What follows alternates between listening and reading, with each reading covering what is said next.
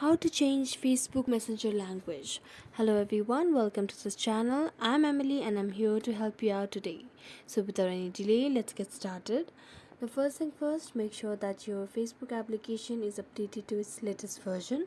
To avoid any sort of glitch, so just go to Play Store and search for Facebook application. Now as you can see, my app is updated, so I don't have any options of update. So I'm going to tap on open and it will lead me to the Facebook application. Now make sure that you're logged in, then tap on your profile at the top right corner of the section, then scroll down and tap on settings and privacy.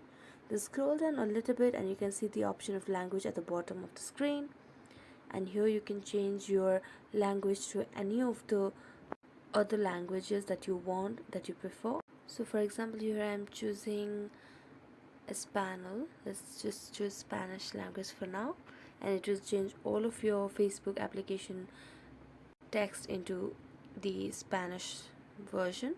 So as you can see, and that's it. Thank you so much for watching this video. If you enjoyed it, don't forget to like, subscribe and hit the bell notification for more updates. See you next time.